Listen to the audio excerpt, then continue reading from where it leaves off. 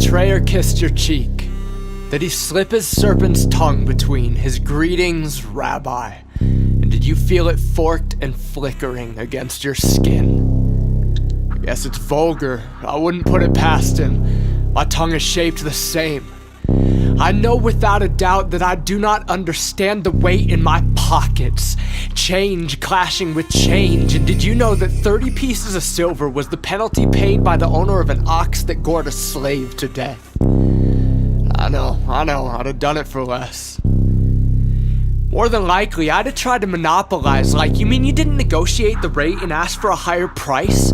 Counting my own pennies, like how high can I stack this copper and what's the value on my ROI when I decide to commodify Christ?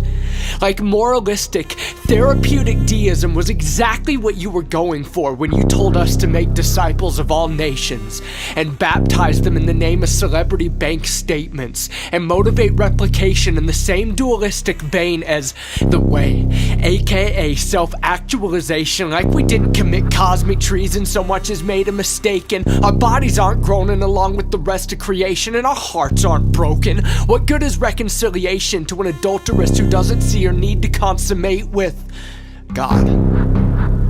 Let alone that God would want or long after her. Misplaced worshippers. Praise is inherent to the way we were made, but our hearts are easily led astray. Our hearts are idol factories.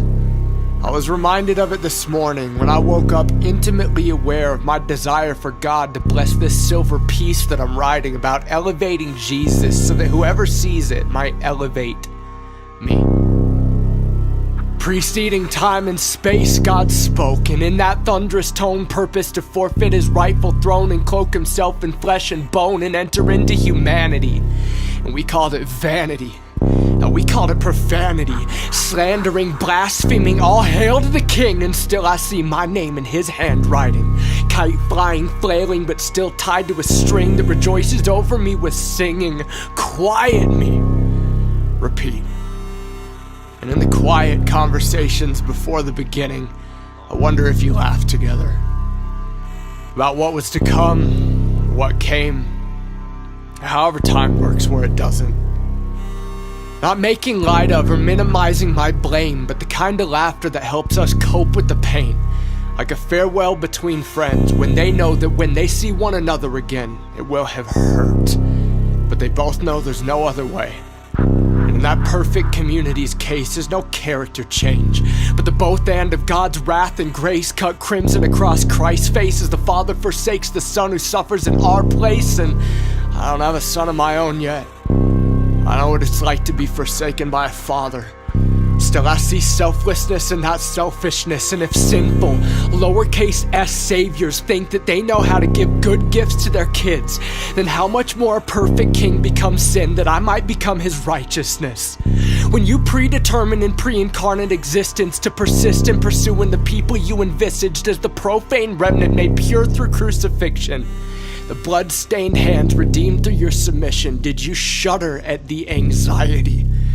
Did you bleed my type B through your sweat at Gethsemane? Greater love knows none than to lay down one's life for his friends or once his enemies.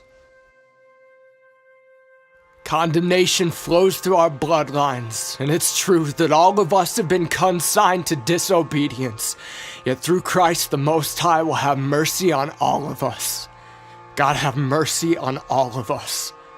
I gathered thorns and rust and money for bludgeoning, unleashed all of my fury, whipping, ripping ribs from their core, and washed my hands clean. I gathered fame and pleasure and glass strapped to leather, availed myself to the bales and whittled them into nails, and washed my hands clean. I gathered dice and clothing and splinters and fear, clenched my fists for the blow, and washed my hands clean, as if Pilate and I aren't really stained red. It has been said that behind Calvary lies the throne of heaven. When you carried the grave to Golgotha, was the crown eclipsed by the cross. While you were suffocating, did you think back to time that predated time? Drowning to the sound of mockery on both sides, that's my voice. Today you will be with me in paradise. That's your voice. And when they cast your clothing for lots, did you recognize their intimate design, giving up your life to the sound of pride screaming, "Crucify"? That's my voice. Tetelestai, that's your voice. And when they mocked and called you a liar, did they see the truth in your submission when you withheld power and committed your spirit to the Father's vision? When the centurion was gifted with conviction, following your dying plea that the Father wouldn't convict him, that the Father would forgive him, that the punishment that the perfect law demanded would be rescinded on your behalf, did you wash our hands clean at the cross of Christ? I see compassion, mercy. And Jesus is more than a selling point for a piece of self-serving silver penance on personal piety. When at his cross we see compassion and mercy.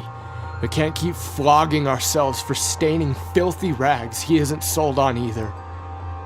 When they retrieved your broken body and buried you beneath time and sin and space and folly, and guards set to ward off thieves, did the thief come in to gloat and glory in your defeat? And did he slip his serpent's tongue between his lips to kiss your feet? And did he slither at your side for all 3 days, boasting in his cunning?